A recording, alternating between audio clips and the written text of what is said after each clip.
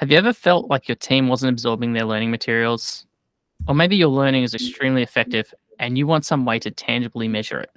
This is what we call learning impact. And today, we're going to give some examples of how you can measure learning impact and why you should care. This is Impact Champions. I'm Dave, and I'm here with Andy. And this is where we give you concrete, actionable advice on how you can measure and maximize the impact of your learning. Thanks for joining us, Andy. Let's start with Impact Champions itself. What is it? What purpose does it serve? Impact Champions, it all started with lots of conversations and discussions we've had with like-minded clients and with colleagues. And it's a view that training is often thrown at a problem in an organisation without thinking deeply about the outcomes and the tangible benefits that are required from that training. So what we wanted to do was create a website that had some great advice and insights into how impact can be achieved in training, as well as we're creating some videos and we're doing a YouTube channel and just general resources in a community that people can come to and start thinking, start being aware of impact as being an option that they can explore more meaningfully and that they can really come to for practical advice about how to do it. That sounds really great, but who is it for? Who should be looking at this kind of stuff?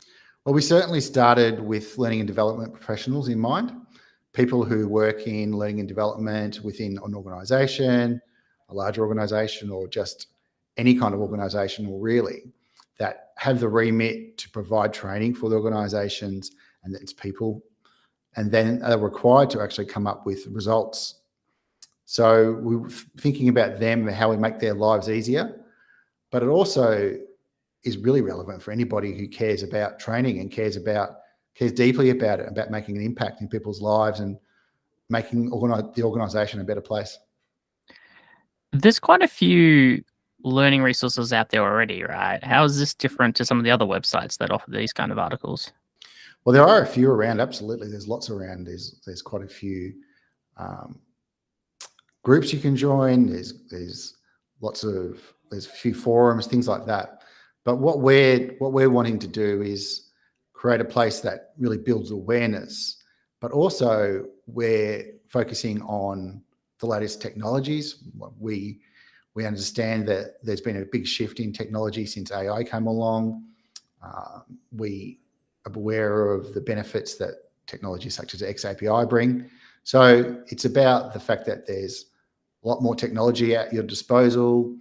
There's the methodologies that have been around for a long time, but it's bringing them into the modern times. Yeah, I think that's the key difference, right? A lot of those existing resources, they're focusing on methodologies and high-level concepts, but not so much the concrete advice on how that learning impacts someone's on-the-job performance or really if it's even effective at all. Is that right?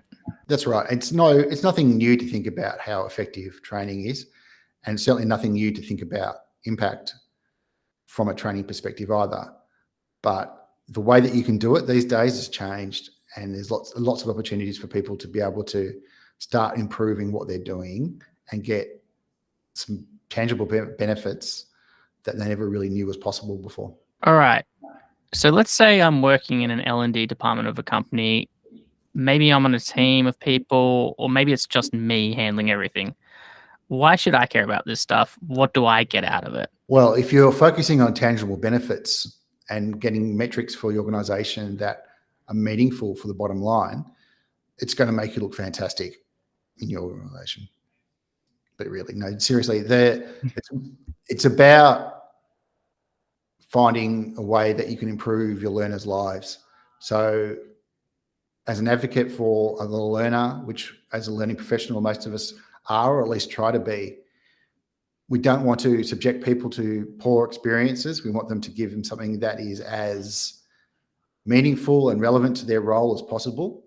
So thinking about it from an outcomes-based perspective sets up a framework for us to be able to create training that is more aligned to a person's role. Therefore, it's more meaningful to them. So ultimately, you're improving their lives. But also, what we're trying to do is resolving problems for businesses as well, because businesses of all sizes, they have issues that they're trying to solve, and often they're trying to solve that using training. So depending on the data that you have available, being able to show that you are, because of the training that you are providing, you are solving your business problems, and then having a way to correlate that between training data to business data. That's what we're here to do. And to this very day, it's still referred to as the holy grail in training. So how do learning impact metrics or goals differ from simply measuring completions or doing Kirkpatrick evaluations? Like level 3, level 4 Kirkpatrick is meant to capture this kind of thing, isn't it? Kirkpatrick definitely does capture behaviours.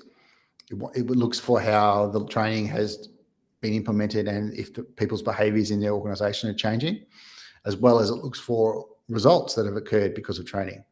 But often it's basing those on really high level metrics, and it's also doing the analysis really late in the piece. I've heard Kirkpatrick being referred to as like the black box, like in a plane crash. So in the plane crash, the black box will capture lots of information and you'll be able to get that information. But it's occurred too late because the plane's already crashed. You can't save the people who are on the plane. So that's the same thing with Kirkpatrick, right? It's happening after the fact.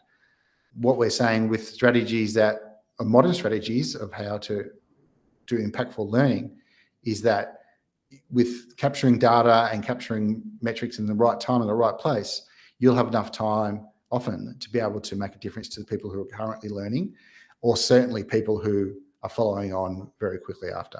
Yeah, it sounds like the key difference there is being proactive with when you're measuring learning impact rather than waiting until the end of a module rollout and finding it's too late to make a difference. Yeah, definitely. To make things a little more concrete, if I'm having problems with retention, I suspect it might have something to do with my onboarding. What are some example metrics I can use to measure that impact and hopefully improve my retention? So when you're looking at something like onboarding, and if you feel like that one of the problems you're having is that you're wanting to make sure people are staying in their roles, the metrics you're wanting to focus on would really be about their sentiment and their confidence, as well as when they're going through the program, they're feeling like this is something that they could see themselves working in this role, in this career for your organisation. So you're going to need to capture their sentiments and their confidence and even their career goals. And then you could look at potentially even comparing those career goals with results coming from a manager or someone who knows the organisation well and knows how someone's career may pan out, and marry those up to see if there's an alignment as well. So you've got their sentiment, you've got their confidence, and then also their expectations being set up early. And those types of things can really help achieve that outcome and that goal of retaining those staff. Yeah, that makes sense. Do you need to think about this stuff before building the learning program, or can it be tackled after it's launched? It is much harder to capture this data and capture this information retrospectively, even though these days we have fantastic technologies available to us. AI as a data analysis tool is amazing, but you need to have these data at certain points in the journey to make it really meaningful. So I would say that is certainly possible to retrospectively look at your data and form an analysis and form ideas about what's happening.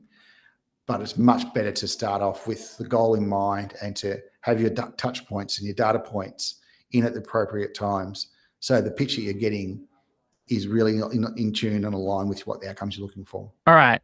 So how do people get started? If people are listening to this right now that aren't measuring any learning impact at all, what's the first thing they should focus on? Definitely, they need to begin with a goal, like we said. If that goal is solving a problem or preventing a problem from happening in the first place, it could be that they're wanting to see better continuous improvement. But they need to have a goal in mind, a tangible, actual goal that relates to a business metric that they can see and have access to. And then when they have that goal, start thinking about what actions they can put in place, what steps they can put in place to help people be able to actively achieve those things within the organisation. Yeah, okay. Yeah, it seems like unless you know what the problem is, you probably can't start thinking about how to tackle or measure what's going wrong. That's right. It's about those problems, but having something tangible associated with them, like we said. That sounds good. And I expect in future episodes we're going to get into details on how exactly you can collect and measure those metrics, along with many other types of metrics. There's hundreds of them for learning impact. So we'll be going much deeper as things move along. But this is a nice little overview of what learning impact is and why you should care about it. This has been Impact Champs. Thanks for listening. You can find more resources at impactchamps.net. And if this is the kind of stuff you're into, go ahead and hit that subscribe button. We'll see you next time.